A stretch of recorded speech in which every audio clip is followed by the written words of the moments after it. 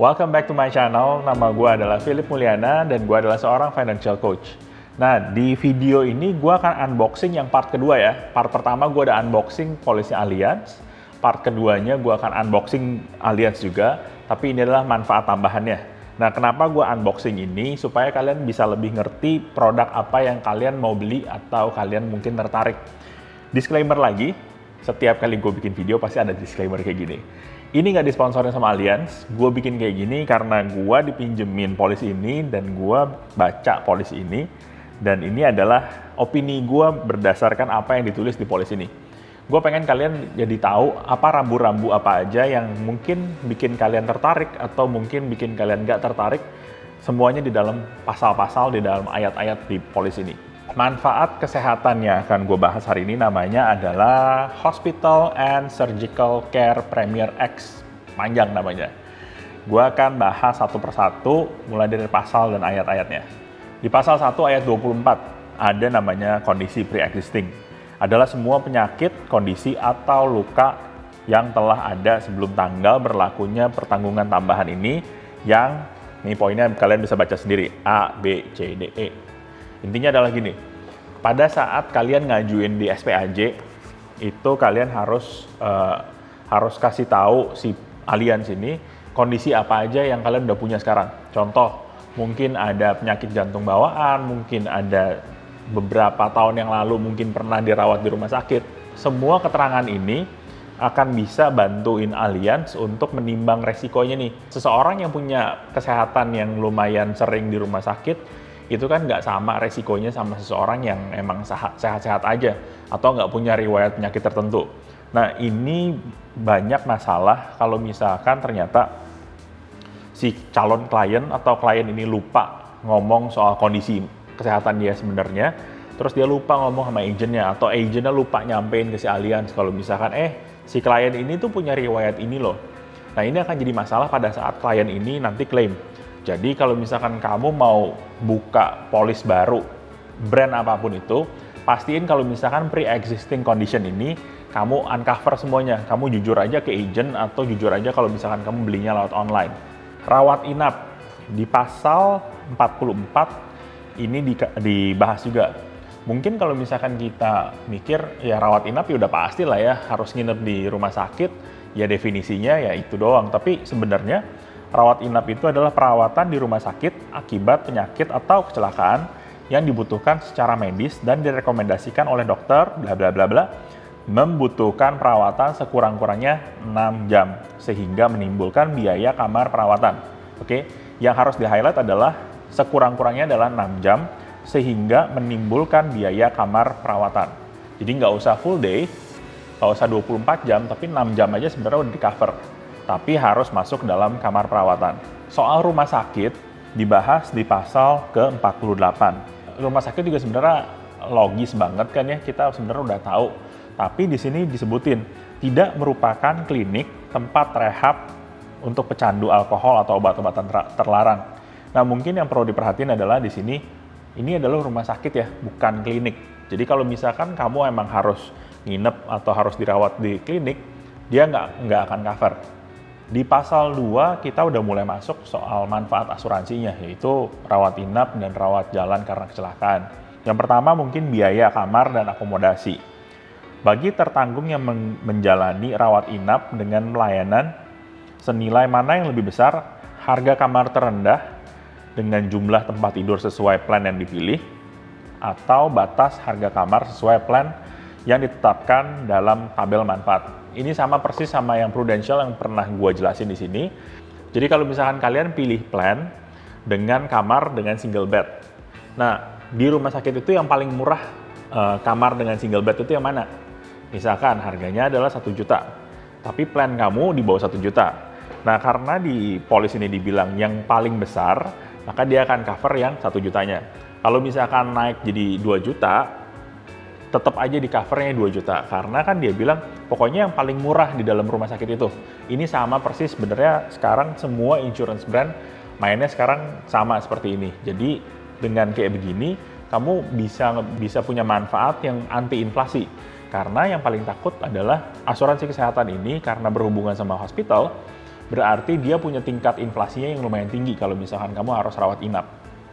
Manfaat yang lain sebenarnya mirip-mirip juga. Contoh biaya kunjungan dokter, biaya konsultasi dokter spesialis ini sama kurang lebih sama yang lain. Tapi ada yang lumayan menarik adalah prostesis dan implant. Kayaknya di yang Prudential gue punya nggak ada deh. Penggantian biaya sesuai dengan biaya wajar untuk prostesis dan implant yang ditanamkan di dalam tubuh, termasuk namun tak terbatas alat pacu jantung, stent, intraokular, ini bahasa kedokteran. Kalian bisa lihat semuanya di sini, ligamen prostetik dan lain-lain. Nah, ada juga perawatan rawat jalan nih. Ini mirip kayaknya sama yang gue punya juga. Jadi gini, ada biaya perawatan sebelum rawat inap, ada biaya perawatan setelah rawat inap. Contohnya gini, kalau misalkan seseorang kena DBD kan nggak langsung harus masuk ke rumah sakit. Tapi sebelumnya biasanya dia diperiksa dulu nih sama dokter. Dokter bilang, coba deh lu tes darah deh. Tes darah, terus udah gitu dia tes darah kan. Nah, begitu tes darah, confirm DBD, dia akhirnya masuk rumah sakit, lalu dirawat misalkan 5-6 hari di sana. Nah, sebelum dia masuk rumah sakit, yang dia udah konsultasi sama dokter dan dia cek darah, itu di cover sebenarnya. Tapi ini dengan sistemnya reimburse ya di sini. Nah, setelah keluar dari rumah sakit, biasanya kan dia, dokter akan pesen nih, lu setelah keluar dari rumah sakit, lu tetap kontrol ya. Misalkan 1 minggu setelah ini, lu kontrol, cek darah lagi. Nah, itu pun di cover. Jadi ada pre sama ada post. Nah, di sini biaya perawatan sebelum rawat inapnya adalah 60 hari sebelum rawat inap. Tapi dengan penyakit yang berhubungan sama yang kenapa si tertanggung ini dirawat inap. Nah, setelah keluarnya dikasih waktu 90 hari setelah rawat inap. Tapi tetap ya sama, penyakitnya harus sama yang kenapa dirawat. Ini dua-duanya, pre dan post ini bentuknya adalah reimburse, artinya kita keluar duit dulu, nanti akan diganti sama perusahaan. Ada juga perawatan fisioterapi rawat jalan. Ini sama kayak pre dan post, tapi dia dilakuinnya maksimal itu 30 hari sebelum tertanggung masuk rawat inap. Kalau sebelumnya rawat jalan itu kan 60 hari. Kalau misalkan fisioterapi itu cuma 30 hari sebelum dan 90 hari sesudah. Selain itu ada juga perawatan bedah sehari. Ini one day care, kurang lebih 6 jam. Ini sama kan sama definisi dari rawat inap, 6 jam. Ada juga namanya manfaat penyakit kritis. Di sini banyak banget sebenarnya perawatan kanker, pemeriksaan diagnosis, dialisis atau cuci darah, transplantasi, biaya transplantasi organ, dan lain-lain. Kalian bisa lihat di sini. Ada juga santunan penyakit kritis katastrofik.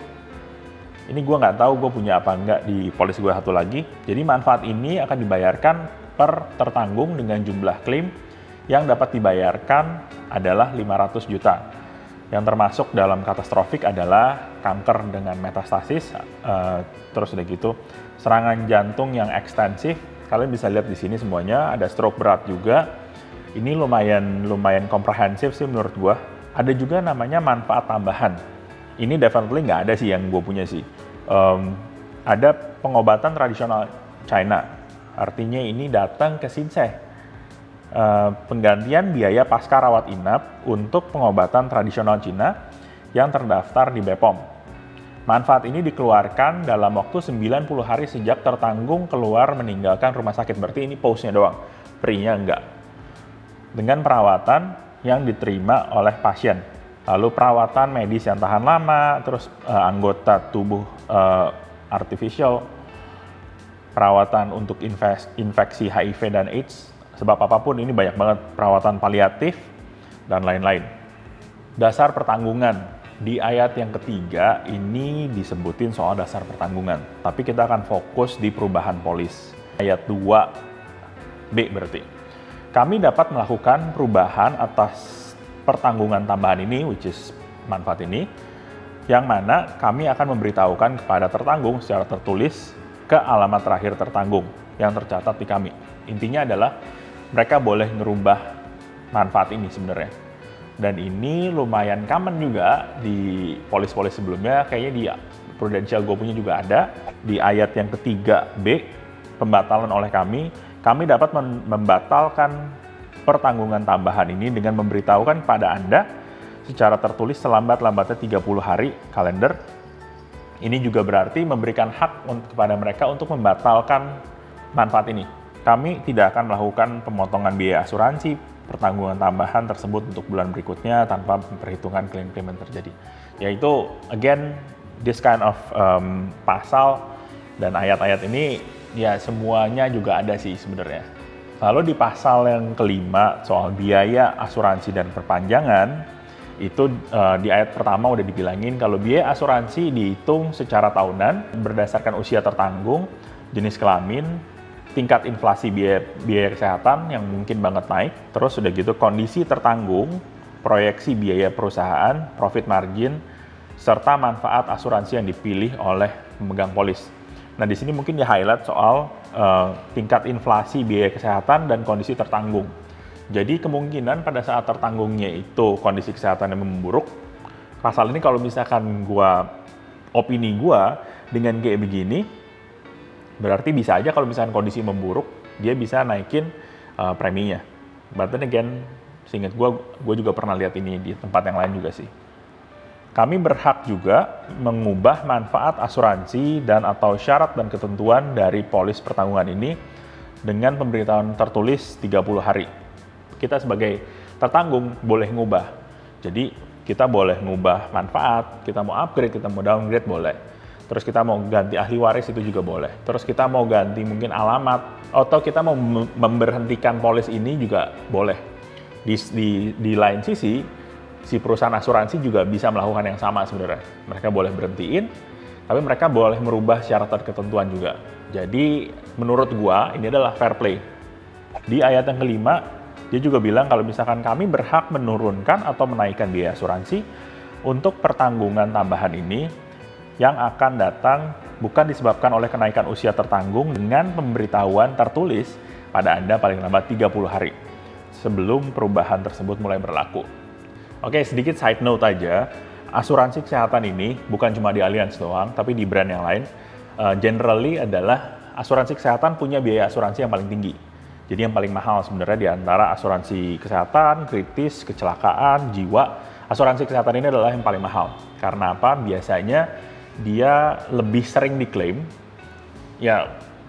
orang lebih sering masuk rumah sakit daripada meninggal. Meninggal cuma sekali, masuk rumah sakit bisa berkali-kali selama dia hidup. Jadi, mereka udah pasti bisa nurunin atau naikin biaya asuransi untuk penanggungan tambahan ini. By the way, gue pernah biaya asuransi gue malahan turun pada saat di tahun berikutnya.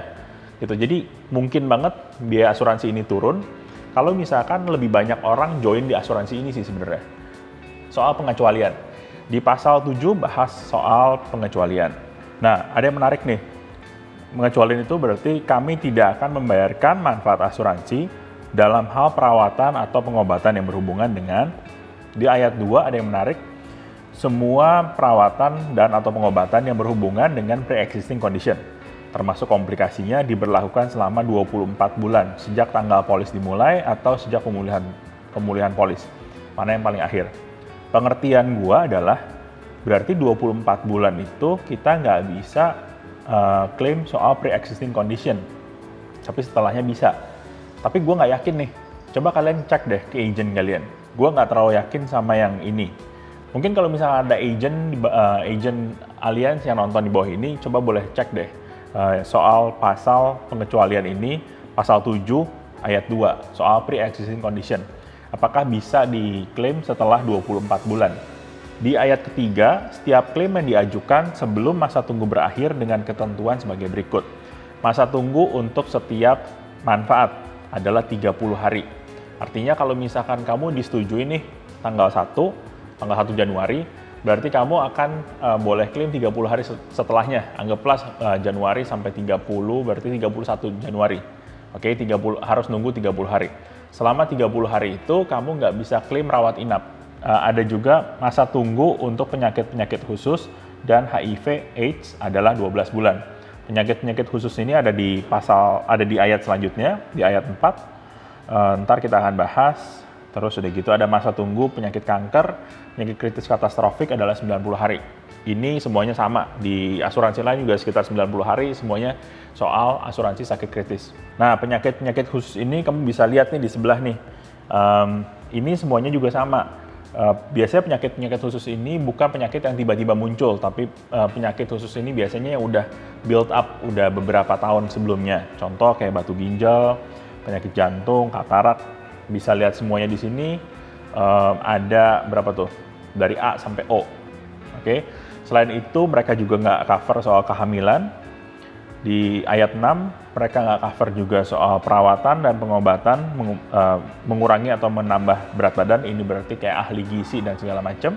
Ayat 8 nggak cover soal kosmetik, nggak cover juga soal mata. Ayat 9. Ayat 10 ngomongin nggak cover juga soal medical check up. Semuanya nggak di cover. Oke. 12 soal vitamin tanpa rekomendasi dokter dan indikasi medis. Ini vitamin nggak di cover juga. Food suplemen juga nggak di cover, imunisasi dan vaksinasi juga nggak di cover, termasuk perawatan dan atau pengobatan yang berkaitan dengan komplikasinya. Ayat 17, keluarga berencana juga nggak di cover. 21, rawat jalan yang bukan karena kecelakaan. Jadi kalau misalkan karena kecelakaan, rawat jalan itu bisa di cover. Nah, penting juga buat kamu untuk tahu soal excess claim. Misalkan gini, kamu punya plan nih itu adalah satu kamar dengan 2 tempat tidur. Maksimalnya totalnya adalah 1 juta misalkan. Nah, terus udah gitu di rumah sakit itu full semuanya. Jadi kamu mau nggak mau kamu harus upgrade. Nah, pada saat upgrade itu, kamu kena harga kamarnya seharinya adalah 2 juta. Sedangkan plan kamu harusnya 1 juta doang. Kalau misalkan ternyata kejadiannya seperti itu, maka akan diberlakukan prorata namanya. Di sini kamu bisa lihat, prorata itu hitungannya adalah gini. Harga kamar yang plannya kamu, misalkan harga kamarnya maksimal adalah 1 juta, dibagi harga kamar yang kamu ambil, kalau misalkan ternyata harganya itu adalah 2 juta, berarti 1 juta dibagi 2 juta, dikali dari total dari billing. Misalkan total billingnya adalah 40 juta, berarti perhitungannya adalah 1 juta dibagi 2 juta, dikali 40 juta. Berarti yang akan diganti adalah 20 juta. Kurang lebih hitungannya kayak gitu untuk prorata. Jadi sebisa mungkin kalau misalkan kamu pakai asuransi tipe yang kayak gini, yang on bill, coba hindarin untuk naik kelas atau di atas atau masuk ke kamar yang di luar dari plan kamu. Ada juga fasilitas namanya koordinasi manfaat. Ini bisa koordinasi manfaat berarti sama asuransi manapun sebenarnya. Untuk koordinasi manfaat ini jangan disamain sama double claim. Jadi koordinasi manfaat adalah kalau misalkan total bill-nya itu adalah 100 juta, terus udah gitu asuransi A dia cuma cover 70 juta, 30 jutanya kamu bisa cover dengan asuransi yang B. Jadi sisa total klaimnya. Tapi kalau misalkan double claim itu bentuknya adalah santunan. Jadi biasanya dia akan ngegantiin per harinya. Jadi kalau misalkan totalnya kamu 5 hari, lalu seharinya kamu 1 juta, berarti dapatnya 5 hari dikali 1 juta, berarti dapat 5 juta. Itu dari asuransi yang A. Lalu kamu punya asuransi yang B misalkan. Asuransi yang B itu per harinya kamu digantiin 500.000. Tetap kan kamu 5 hari kan di sana kan? Berarti 5 hari dikali 500.000, 2,5 juta. Nah, kamu bisa double claim nih kalau misalkan duaan kayak gini. Yang satu adalah 5 juta, yang satu adalah 2,5 juta. Total 7,5 juta kamu dapetin. Tapi mereka nggak akan lihat total dari bill kamu berapa. Itu adalah double claim. Tapi kalau misalkan koordinasi manfaat itu kamu nggak bisa sembarangan juga. Mereka butuhin salinan dokumen klaim lengkap yang telah dilegalisir oleh perusahaan asuransi lain atau penanggung lain tersebut, serta keterangan pembayaran asli dari perusahaan asuransi lain atau penanggung lain tersebut. Selain itu, asuransi kesehatan dari Allianz ini ada satu manfaat namanya adalah medical assistance. Nah, ini lumayan unik juga karena sebenarnya dia kasih ekstra layanan lagi nih. Nah, layanan di bawah ini akan diberikan di pasal 3, dia bilang layanan di bawah ini akan diberikan kepada tertanggung ketika tertanggung meninggal dunia, menderita kecelakaan, atau penyakit, atau keadaan-keadaan tertentu yang terjadi selama masa pertanggungan dengan ketentuan bahwa, jadi kalau misalkan orang ini meninggal atau menderita kecelakaan atau keadaan tertentu, kalau misalkan tertanggung ini melakukan perjalanan lebih dari 100 km dari tempat tinggalnya atau berada di luar negeri, tapi nggak lebih dari 90 hari. Jadi berarti kayak misalkan dia lagi traveling, tapi di bawah 90 hari. Tapi pada saat traveling itu, dia sakit, kecelakaan, atau meninggal dunia. Jadi ini akan kasih proteksi yang lebih sebenarnya. Nah, ada beberapa kayak repatriasi, pengiriman obat darurat, pengiriman tenaga medis, pemulangan jenazah. Kalian bisa lihat slide-nya di sini, ada 20. Termasuk rujukan, evaluasi, bantuan pendaftaran masuk rumah sakit. Kalau misalkan ternyata dia nggak bisa masuk rumah sakit, terus dana pribadi darurat. Ini sebenarnya lumayan banyak juga. Mungkin gue akan bahas salah satu ya dari 20. Ya, dari 20 ini. Contohnya adalah repatriasi dan evakuasi medis. Kami akan mengatur dan membayar layanan evakuasi darurat yang sepatutnya untuk menyiapkan transportasi atau metode lain yang memadai untuk membawa tertanggung ke fasilitas medis terdekat yang mampu memberikan perawatan yang diperlukan. Nah, jadi dia berarti anterin si tertanggung ini ke fasilitas medis, entah rumah sakit ya berarti ya. Kami akan membayar biaya transportasi tertanggung untuk kembali ke tempat tinggal jika kondisi tertanggung telah stabil berdasarkan keterangan dari dokter perusahaan rekanan. Keputusan mengenai metode transportasi yang paling memadai untuk memindahkan tertanggung akan dilakukan oleh dokter perusahaan rekanan setelah konsultasi dengan dokter setempat yang merawat. Keputusan tersebut hanya akan didasarkan pada kebutuhan medis dan seberapa parah kondisi medis tertanggung atau peserta. Jadi dia akan kasih evakuasi medis. Jadi kalau misalkan orang itu ternyata sakit, misalkan serangan jantung tiba-tiba, terus udah gitu dia harus masuk ke rumah sakit. Masuk ke rumah sakit terus dirawat, terus udah gitu dia harus pulang ke rumahnya. Berarti kalau misalkan berdasarkan pemahaman gua, di sini akan di-cover, tapi harus dengan persetujuan dokter perusahaan rekanan. Nah, ini adalah salah satu dari 20 manfaat yang dikasih di medical assistance ini. Masa berlaku dan berakhirnya layanan di pasal 7. Layanan ini akan berlaku pada tanggal yang tertera di bantuan medis.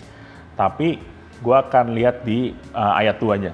Kami berhak untuk tidak memperpanjang layanan ini pada tanggal perpanjangan atau dapat merubah syarat dan ketentuan termasuk, tetapi tidak terbatas pada pertanggungan dengan mengirimkan pemberitahuan tertulis seperti biasa 30 hari sebelum tanggal perpanjangan. Jadi intinya adalah mereka boleh nggak memperpanjang layanan ini atau merubah syarat dan ketentuannya. Ini balik lagi sama yang seperti yang tadi, setiap perusahaan asuransi pasti punya hak ini. Di pasal 8-nya, yang isi pengecualian, dia juga ngomong kalau misalkan kami tidak akan menyediakan layanan sebagaimana diatur di pasal 3 kepada tertanggung apabila A, B, C, D, cuma gue akan highlight yang 2 poin doang, yang A sama D. Tertanggung melakukan perjalanan dengan tujuan mendapatkan pengobatan medis, ya udah pasti. Kalau misalkan dia mau melakukan pengobatan medis, berarti itu udah di-plan, udah direncanakan. Asuransi itu nggak mengcover sesuatu yang udah direncanain. Contohnya vaksin, imunisasi, contohnya kelahiran, kayak kehamilan dan segala macam. Terus udah gitu kayak ke dokter gigi yang biasa 6 bulan sekali, itu kan semua udah di-plan kan. Biasanya asuransi itu nggak memberikan manfaat itu. Nah yang D, tertanggung dipindahkan dari satu fasilitas medis ke fasilitas medis lainnya. Jadi kalau misalkan mau pindah dari hospital yang A ke hospital yang B, si aliansi ini juga nggak akan cover untuk di medical assistance-nya. Kami tidak akan mengevakuasi atau merepatriasi tertanggung apabila tertanggung tidak memiliki otoritas medis dari dokter yang merawat atau dokter perusahaan rekanan, udah pasti harus dengan persetujuan dokter.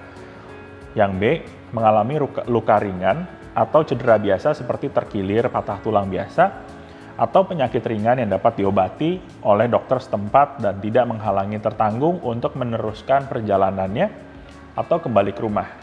Oke, ini akan jadi akhir dari 2 part unboxing Police Alliance. Kasih tau gue apa pendapat kalian kalau misalkan mau komen di bawah ini. Kalau misalkan kalian punya pandangan-pandangan lain soal pasal atau ayat apapun itu, tolong komen di bawah ini. Kalau misalkan kalian suka dengan video ini, jangan lupa tombol likes-nya. Tapi kalau misalkan nggak suka juga nggak apa-apa kok, kasih tombol dislike-nya. Jadi, jangan lupa subscribe, jangan lupa nyalain notifikasinya, karena gue akan tetap update video buat kalian semuanya. Gue Philip Mulyana, signing off.